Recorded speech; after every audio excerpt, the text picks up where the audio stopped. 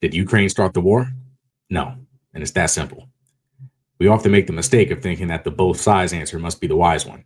For instance, if we see two men wrestling on the ground fighting each other, many of us will think they should stop fighting. It's barbaric, lumping the two men together in our supposedly wise pursuit of peace. Usually there are two sides to a conflict, but sometimes it's one-sided. If you're walking down the street and I pull out a knife and say, "Give me your wallet," sure, we're in a conflict, but it's not a both sides situation. I'm wrong, you're not, and it's that simple. Russia moved their military into Ukraine and attempted to take over the country. They're stealing Ukrainian territory by force. This is like someone breaking into your house, shooting your dog and son, punching you in the face, and claiming they are the man of the house now. As a man yourself, you resist and fight them. As you're wrestling on the ground fighting the intruder, here comes MAGA from the sidelines. Those guys should just make peace with each other. No. Whoever breaks into my house and attacks my family deserves to be killed. If you think that sounds extreme because the home invader is Russia in this example, I assure you, if anyone did the same to Russia, they'd want their invaders killed as well. So to be clear, this is not a both sides situation. This is someone who was in their home, Ukraine, and got attacked by an aggressive bully, Vladimir Putin. I say Putin because I don't want to blame all of Russia for this. Rest in peace, Alexei Navalny. At this point, it should be clear that Vladimir Putin is dead wrong. The question now is, what do we do about it? Let's start with MAGA's answer. JD Vance recently tweeted the following: "Neither Europe, nor the Biden administration, nor the Ukrainians had any pathway to victory. This was true 3 years ago, it was true 2 years ago, it was true last year, and it's true today. Russians have a massive numerical advantage in manpower and weapons in Ukraine, and that advantage will persist regardless of further Western aid packages." In summary, JD Vance, speaking on behalf of MAGA, is saying, the invader is too big and strong, just let them have it. First off, this is weakness that embarrasses me as a fellow American. They're too strong, let them take it. That weakness disgusts me. The Republican Party I grew up with were men, strong men with pride, and I'm not even a Republican. Rest in peace to the Republican Party. Here's the answer. It applies in global politics, in prisons, in school, and in life. Wherever you find bullies, remember that bullies don't want to fight.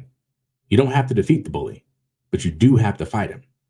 The home invader wants to break in, shoot a couple people, assert dominance, and leave to do other things. He doesn't want to get punched in the face himself and end up wrestling with you all night, going for restroom breaks and coming back to start the next round of fighting for days on end. He doesn't want that. He wants JD Vance, someone so afraid of his intimidating aura that they accept defeat and give the bully whatever he wants with no conflict. If you don't, they'll grow stronger and you'll either have to check them later when they're more powerful, or they'll get powerful enough to check you. Say I'm in prison, and JD Vance is sitting next to me. The bully, Vladimir Putin, walks up and says, "Hey, I'm thirsty. Let me have your milk." I don't even like milk, but he's not getting my milk without a fight. Here goes scared JD Vance next to me. "You don't even like milk, man. He's tough. Just let him have it." So I let him have my milk today, then tomorrow he wants my meatloaf, and the next day he wants a back massage? No, I'm shutting this down right now. If he wants my milk, it's going to be the most expensive milk he's ever gotten. Even if I lose the fight, he's probably not going to come to ask for my milk tomorrow, but he might ask for yours, JD. I know a lot of MAGA people are thinking, sure, we should stand up for our own milk, but are we going to fight for someone else's milk across the cafeteria? Good question. The answer is no, not directly, and that's why we're not sending American troops.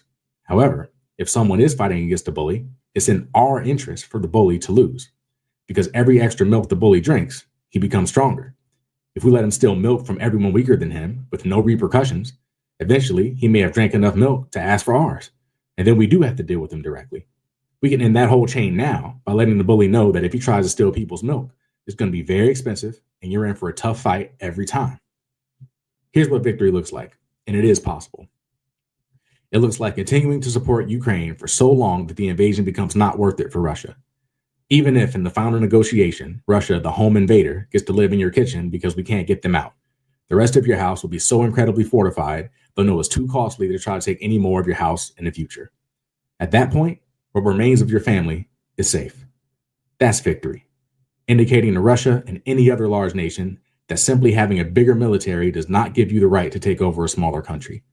This type of stability is in everyone's long-run interest, except the interest of those who want to gain power through violence. Sure, in the short run, you'll have a more pleasant day if you serve the bully instead of fighting him. But do you really want to end up like JD Vance,